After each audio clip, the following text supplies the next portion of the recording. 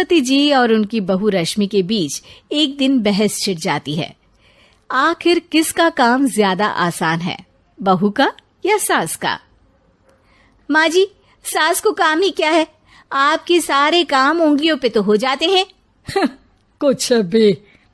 हाँ, हिसाब तो उंगलियों पे ही हो जाता है ना। अरे बेटा, ऐसा सिर्फ अभी लगता है।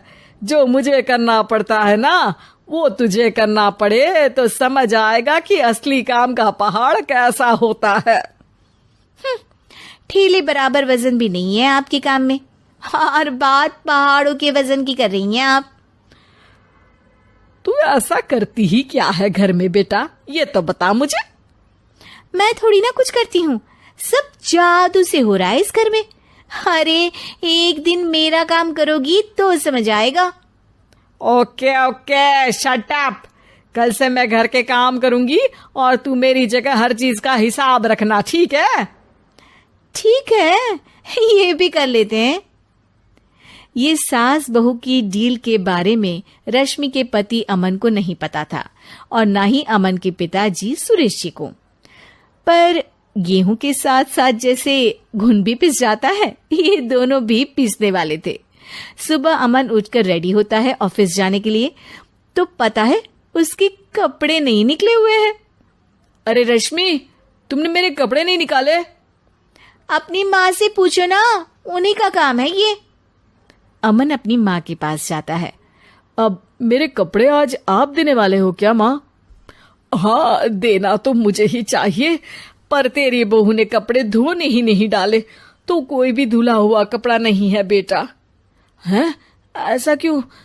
कपड़े तो धोने आप ही देते हो ना माँ? अरे बहू ने तुझे बताया नहीं, अब हम अदल बदल गए हैं। मैं अब बहू और तेरी बीवी सास।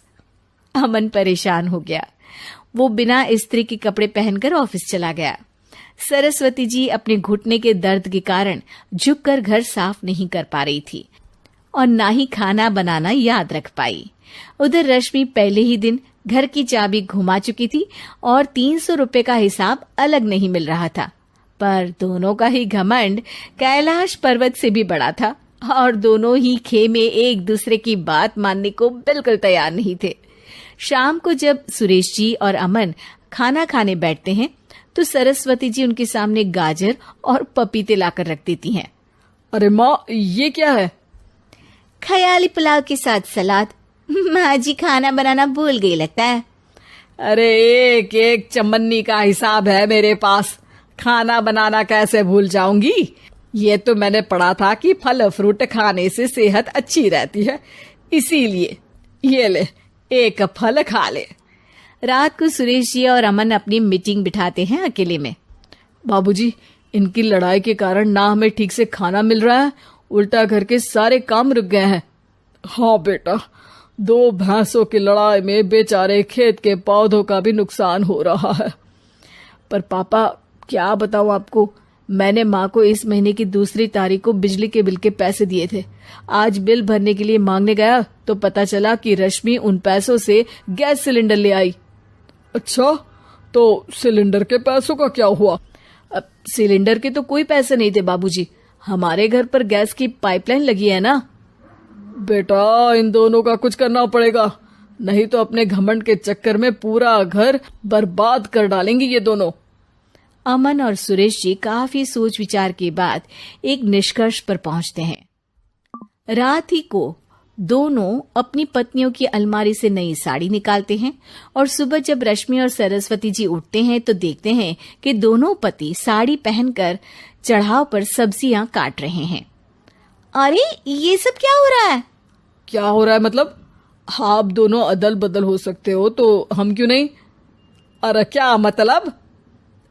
नहीं नहीं, मेरी भी बचपन से किसी की बहू बनने की इच्छा थी, तो आज से सरस्वती तुम बड़ी बहू, मैं मिडल बहू और अमन छोटी बहू। अरे लेकिन सब घर पर बैठ जाएंगे तो कमाएगा कौन? ये घर कैसे चलेगा? अब वो तो भैया या बाकी लोग जाने, अब हमने भी अदल बदल कर ही लिया है तो कुछ नहीं हो सकता। रश्मि और सरस्वती जी को समझ में आ जाता है कि उन दोनों की आपस की डील की वजह से इन दोनों को बहुत तकलीफ हो रही है और उनके ईगो ने दूसरों को कितनी यातनाएं दी है। अब असल में माँ जी आप सही थी, सास बनना बहुत मुश्किल है। अरे हाँ बेटा, और तू भी, मुझसे तो नहीं हो पाया सब घर के काम, वापस बदल ले क्या? हाँ हाँ बिल्कुल माँ जी, और अब आप दोनों भी बदल लीजिए, कोई आ गया तो आप दोनों को देखकर क्या सोचेगा। अच्छा है, आप दोनों के समझ में ये बात तो आई, मैं फटाक से कपड़े बदल लेता हूँ। अरे रुक जा बेटा, एक फोटो ले लेती हूँ तेरी, मेरी बेटी होती तो तेरे जैसी ही दिखती साड़ी में। और मेरा फोटो नहीं लोगी?